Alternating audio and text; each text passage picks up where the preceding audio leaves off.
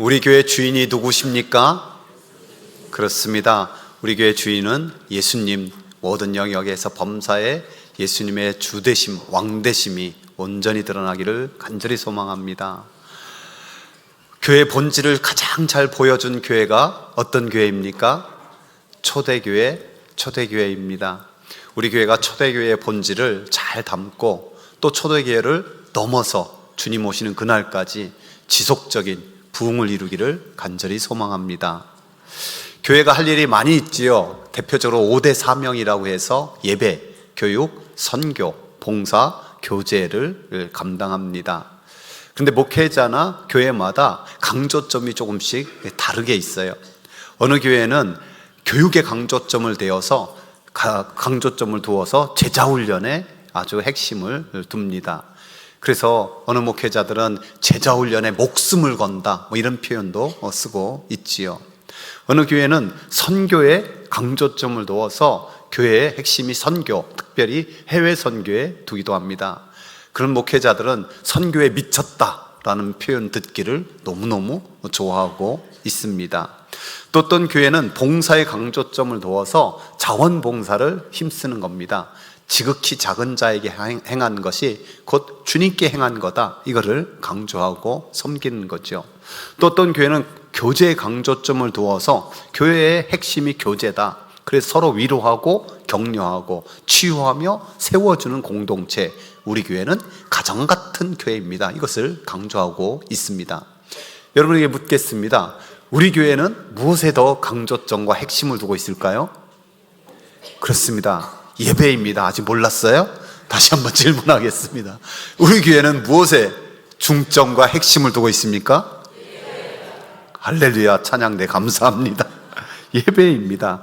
우리가 교육과 선교와 봉사와 교제를 소홀히 하겠다는 것이 아니라 그 모든 것에 앞서 예배가 있다, 그 모든 것의 중심에 예배가 있다라는 것을 우리는 강조합니다.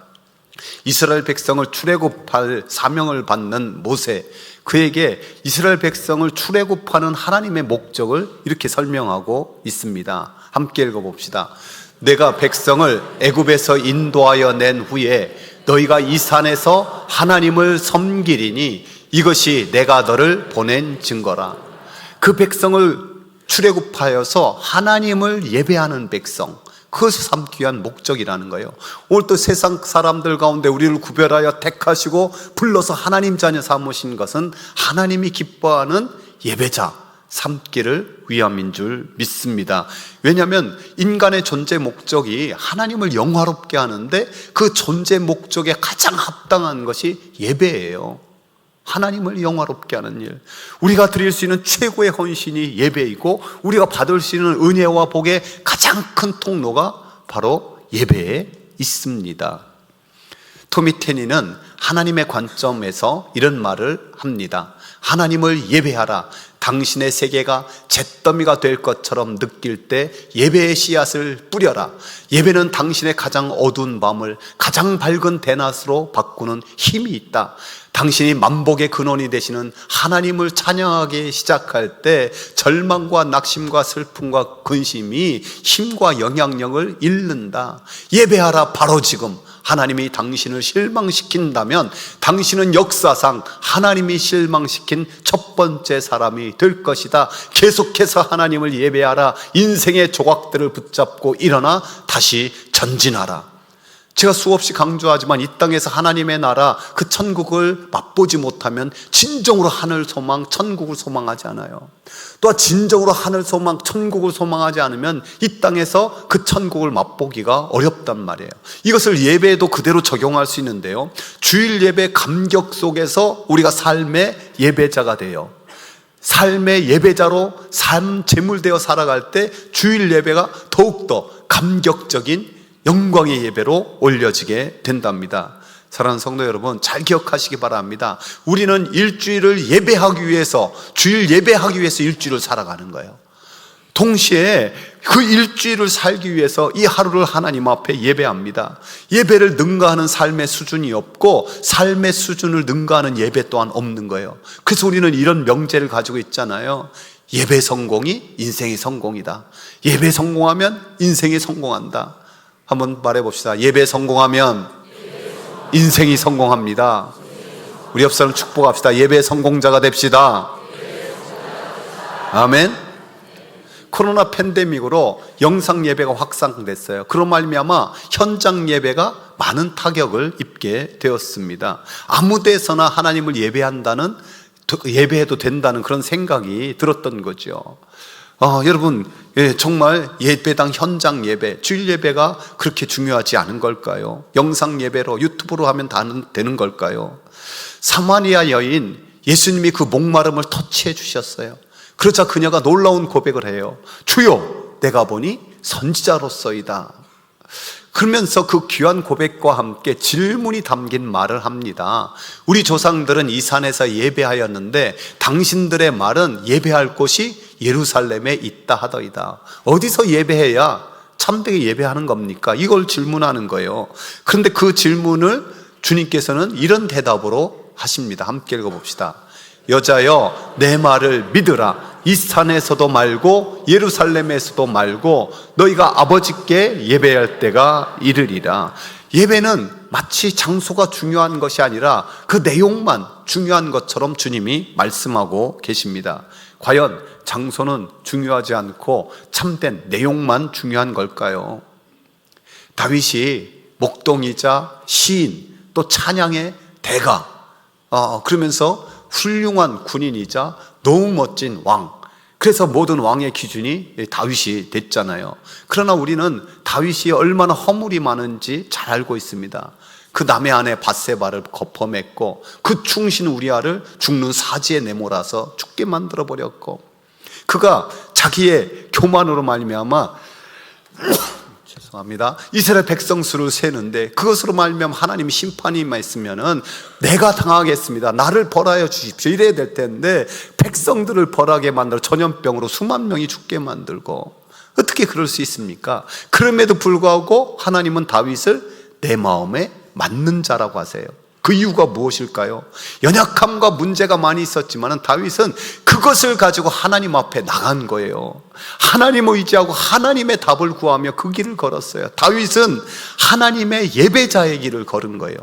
예배가 그의 삶의 중심이었어요. 그래서 그의 한 가지 소원은 이런 고백을 해요. 내가 여호와께 바라는 한 가지 일, 그것을 구하리니 곧 내가 내 평생에 여호와의 집에 살면서 여호와의 아름다움을 바라보며 그의 성전에서 사모하는 그것이라. 여호와의 전을 사모하며 여호와의 아름다움을 찬양하며 그 성전에서 살고 싶다. 왜? 그는 이렇게 믿었기 때문이에요. 이 말씀 읽어볼까요?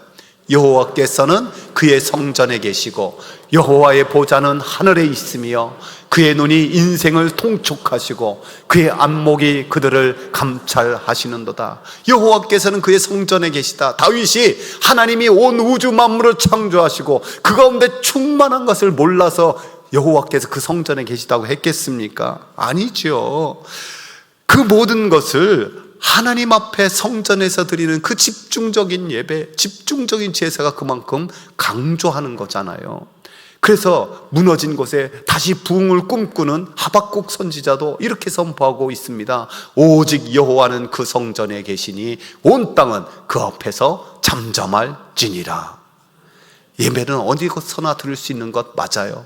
하지만 그럼에도 불구하고 하나님이 성전에 계시다 하는 것은 성전은 구별되어 하나님 앞에 예배하는 곳, 제사하는 곳으로 삼으셨기 때문에 오늘 또 이 예배당이 그렇잖아요. 하나님을 예배하기 위해서 거룩하게 구별된 곳, 영광스러운 곳, 경이로운 장소, 성도들의 눈과 땀과 그 헌신이 다 묻어있는 곳 아닙니까? 분명하게 다른 어떤 곳에서 드리는 예배보다도 이 예배당의 주일 예배가 더 중요한 것을 우리는 알고 있습니다.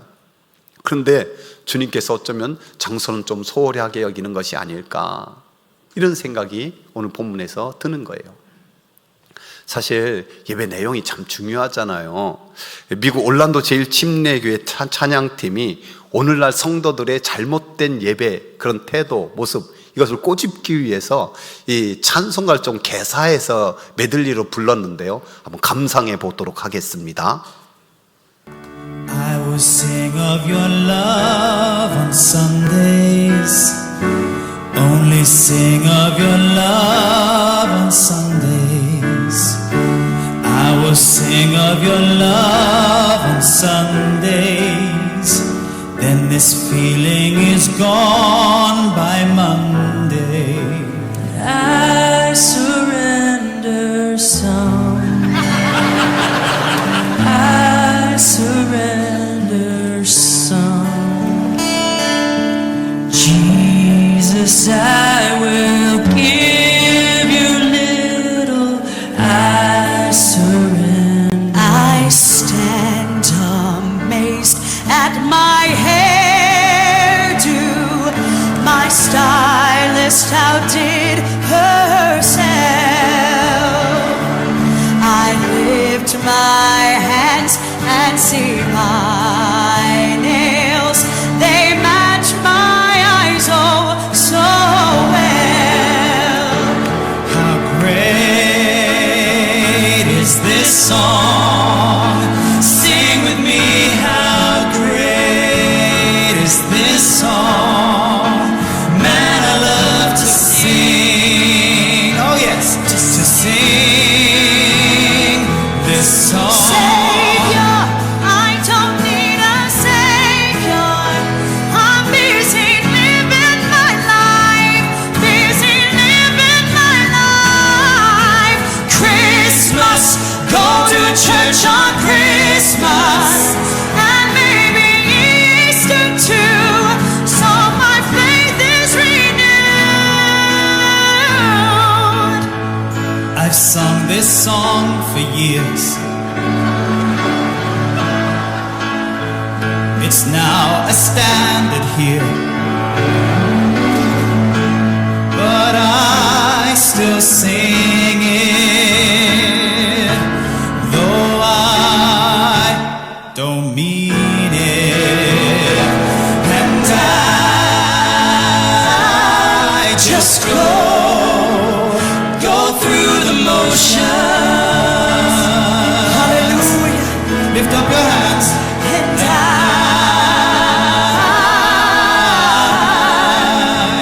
fake the emotion.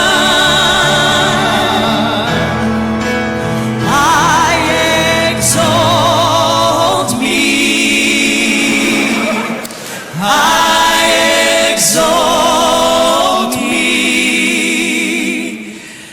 I exalt me. Only me. Praise me. Hallelujah. Someone stop that baby from crying right now. When will he stop preaching? I need to go to lunch. Go ahead. 주일에만 찬양하는 성도 헌금에 인색하고 자기를 자랑하고 주님 필요 없고 그냥 나 바쁘니까 그냥 생각과 마음을 담지 않고 은혜 받은 척 위선적으로는 성도, 결국 하나님을 높이는 것이 아니라 나 자신만을 높이기는 이 성도를 꼬집습니다. 혹시 해당되는 부분이 있지 않습니까? 어느 성도가 이런 고백을 하더라고요. 자기가 예수님을 진심으로 만나고 믿고 회심하기 전과 후 조금씩 다른 것들이 바뀌어졌는데 결정적으로 바뀐 것이 확실한 게 찬양이라고. 왜냐하면 이분은 음악하는 분이었나 봐요. 남들이 소프라노 부를 때 자기 멋지게 테너를 불렀대요. 그러면 내 목소리 좀 들어보라고. 가끔 목사님이 좀 얄밉게 보이는 거는 5절짜리 찬송 부를 때 더 마음이 안 들었을 때는 한 번 더 합시다 이럴 때. 그런데 정말 주님을 만나고 회심하니 찬양이 너무 감사하고, 그래서 자기도 모르게 한 번 더 부르고 싶고 밤낮 불러서 찬송을 드려도 늘 아신 마음뿐입니다. 이 고백이 딱 맞더라는 거예요.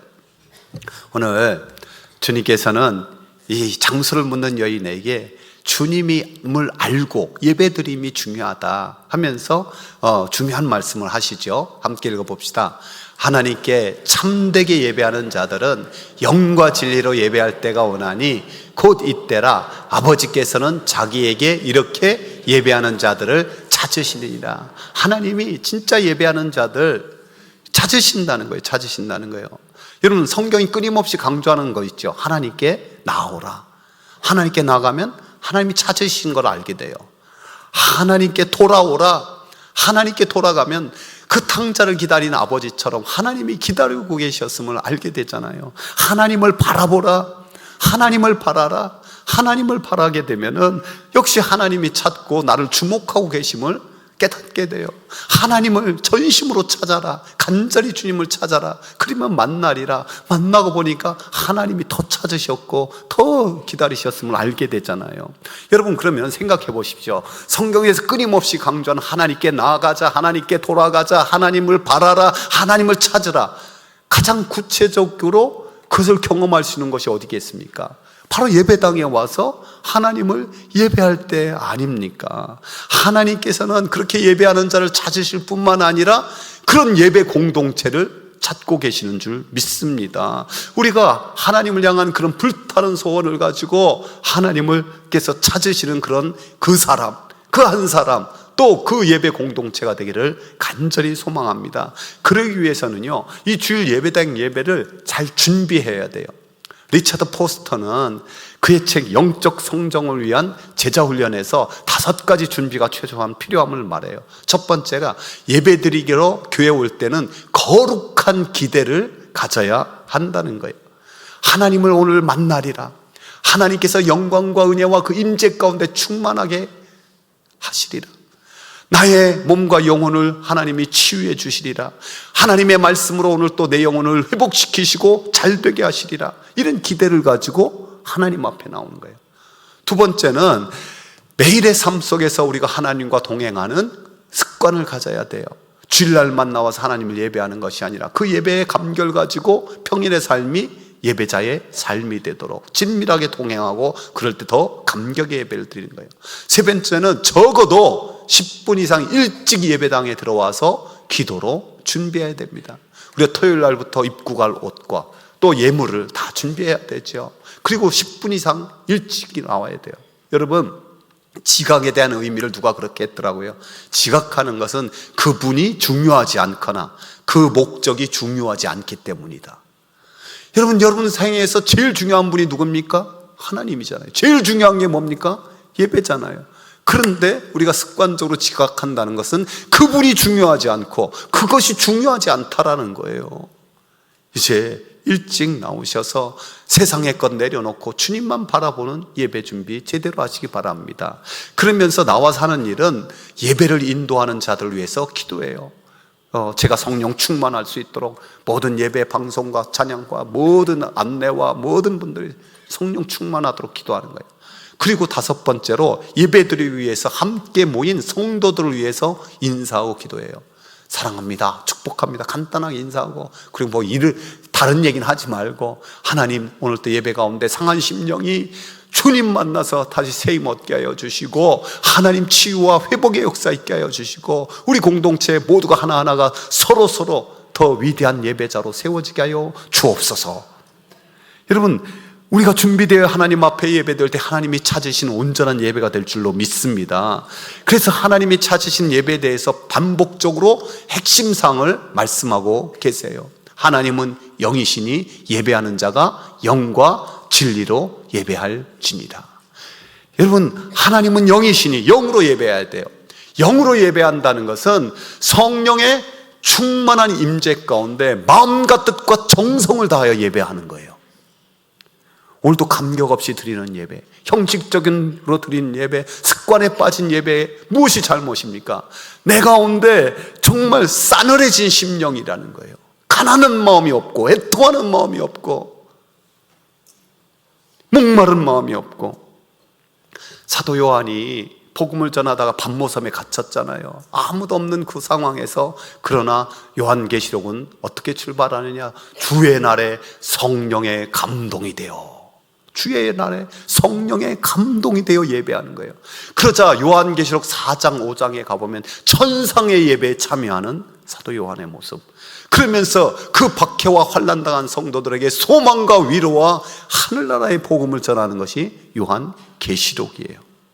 이렇게 영으로 예배하는 것은 성령의 임재 가운데 마음과 뜻과 정성이 다 담기고, 거기다 진리로 예배할 것을, 즉 우리는 참된 예배가 되기 위해서는 성부, 성자, 성령 삼위일체에 대한 기본적인 지식과 또 하나님을 아는 그런 지식과 우리가 구원받아 하나님의 자녀된 감격의 구원에 관한 진리에 대한 지식과 이 예배에 대한 지식이 함께 있을 때 더 풍성한 예배가 드려지게 되는 거예요. 사랑하는 성도 여러분, 저와 우리 교회에 우리 모두가 이 예배당 주일 예배를 잘 준비하여 영과 진리로 예배함으로 하나님이 찾는 그 사람, 그 공동체가 되기를 주의 이름으로 축원합니다.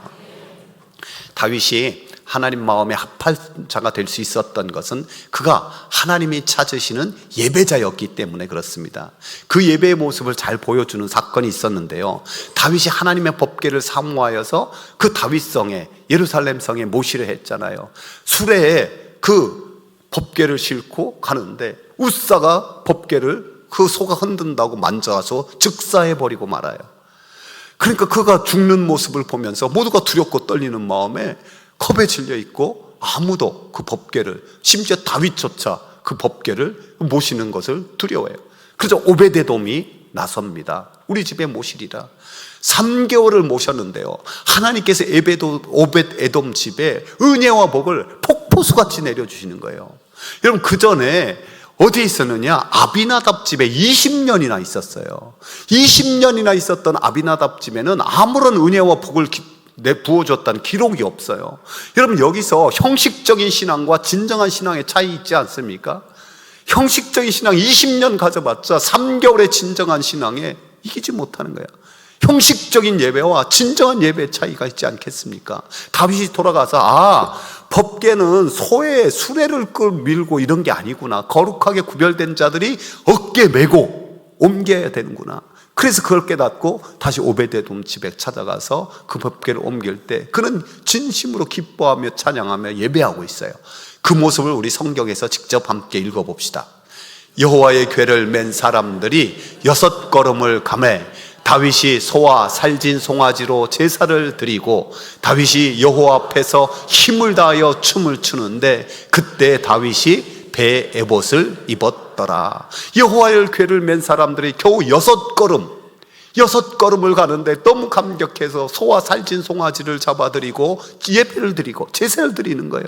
그 앞에서 춤을 추며 감격하고 또 6걸음 갈 때 또 멈춰서 소와 살진 송아지를 드리며 제사 예배 드리면서 자기 속살이 보이는 것도 모른 채 펄쩍펄쩍 뛰며 어린아이처럼 그렇게 하나님을 예배했다는 거예요. 그래서 온 이스라엘 족속이 환호하며 나팔을 불며 함께 예배하는 공동체로 세워진 거예요. 제가요, 이제 주일에 한번 언젠가 올해가 될 거예요, 꼭 가보고 싶은 교회가 하나 생겼어요. 청년 부흥이 기대하기 힘든 이 시대에 한계 없는 부흥을 외치며 2,000명의 청년들이 예배하는 교회예요. 그 교회 예배 모습을 이렇게 표현하더라고요. 피와 땀과 영혼까지 갈아 넣어 섬기듯이 예배하는 교회. 시작한 지 몇 년이 그렇게 되지 않았어요. 그렇게 많은 청년이 모이는데 그 교회 예배하려면요, 미리 온라인 가서 신청해야 신청자만 들어갈 수 있어요. 왜? 예배 장소가 좁아서. 그래서 올 2월 달에는 감리교 신학대학으로 옮기려 한다고 하더라고요. 그 교회가 포드 처치인데요, 제가 홈페이지에 가서 그 교회 비전을 봤어요. 이런 비전이에요. 포드 처치는 Parade of David이라는 알파벳 초성으로 구성된 이름으로 사무엘하 6장 말씀이 다윗이 유다 반방에 방치되었던 하나님의 법궤를 예루살렘으로 옮기는 행렬을 상징합니다. 이 시대의 인생의 중심, 사회, 정치, 문화의 중심에 하나님의 통치를 선언하고 회복하는 예배의 임재를 추구합니다.